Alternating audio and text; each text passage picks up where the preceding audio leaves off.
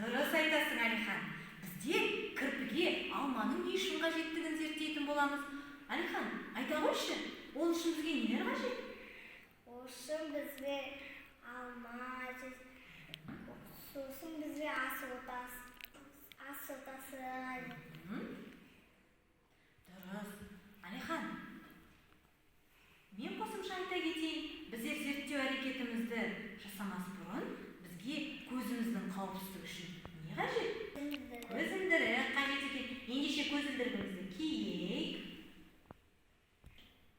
Ал енді, Әлихан, біздер алманы алдын ала не істедік?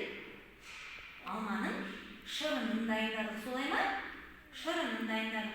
Біз осы шырынды қазір үстіне ас содасын салу арқылы қалай көпіретінін сіздермен бірге бақылап көретін боламыз. Ендеше жұмысқа кірісейік.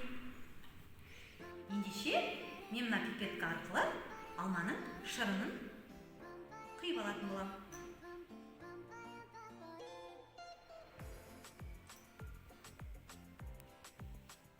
Тағы да көрейік.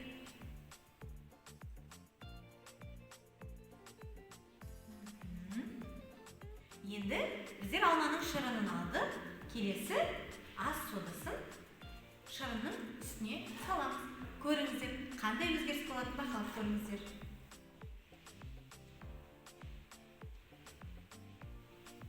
Не істеді Әлихан? Не істеп жатыр? Қарап көрші. Көпіріп жатыр ма? Алма шырыны көпірді ме? Иә. Дұрыс айтасың. алма шырыны көпіріп жатыр. Дұрыс айтасың. Әлихан, біз бұл тәжірибе арқылы нені зерттедік? Біз бұл тәжірибе арқылы алманың қышқыл болатынын дәлелдедік. Дұрыс айтасың. Сонда алма қышқылы арқылы кірпі терісіндегі паразиттер, биттер барлығы кетіп, кірпінің денесі жаңарады екен. Оның денесі жаңарып, жасарады екен. Солай ма, Әлихан? Иә, солай. Әлихан, ендеше біз екінші тәжірибемізді бастамас бұрын өзіңнің достарыңа қандай құралдар қажет екендігін түсіндіріп өтші. Бізге алма және тіс шұқығышты пайдаланатын боламыз. Ендеше Әлихан, жұмысқа кірісеміз бе? Иә, кірісеміз. Алманы пайдаланайық. Алмаға мына тұрған тіс шұқығыштарды не істейміз? Қадаймыз. Қане, маған көмектесесің бе? Ал, қане. Қадай ғой. Екеуміз бірлесіп қадайық. Жарайсың. Достар, сендер бізбен бірлесіп жасасаңыздар да болады. Сонысын жапсыра ғой. Әлихан, қарап көрші, біздің алмамыз неге ұқсап кетті? Кірпіге ұқсады, дұрыс айтасың. Мынаны біздер кірпінің тікендері деп ойлайық, жарай ма? Енді біз бұл алманы 15 минутқа қоя тұрамыз. Достар, сіздер біздермен бірге болыңыздар. Қазір 15 минут өткен соң бұл алма терістер болатындығын бізбен бірге бақылап көріңіздер. Апай, уақыт болғанда? Ой, уақытымыз да болып қалды ма? Дұрыс айтасың, Әлихан. Ендеше кел, екеуміз қарап көрейік. Қандай өзгерістер болып жатыр екен? Жұмсарды, дұрыс айтасың. Ал, Әлихан, қалай ойлайсың? Біздер бұл тәжірибе арқылы нені дәлелдедік?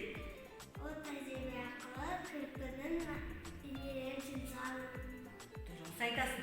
Кірпінің инелері жұмсарғанын байқадық. Яғни алманың қышқылы арқылы кірпінің терлері, кірпінің инесі жұмсарып, жаңарып, тазаратындығын байқадық. Міне, оның тағы бір дәлелі ретінде біздер жаңа тіс шұқығыштарымен салыстырып көрейік. Қане, Әлихан, тіс шұқығыштарды қолыңа ұстай ғой.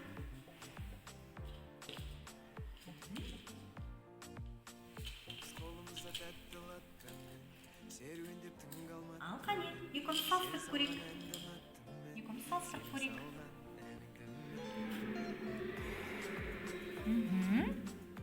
Мына тіс шұқығыштары әппақ, солай ма? Ал менің қолымдағы тұщы қышқыштар қандай?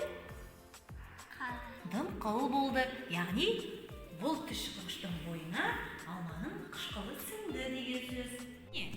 Жаңа тұщы қышқышпенен алма қышқылының бойына сіңірген тұщы қышқышты осылайша салыстырды.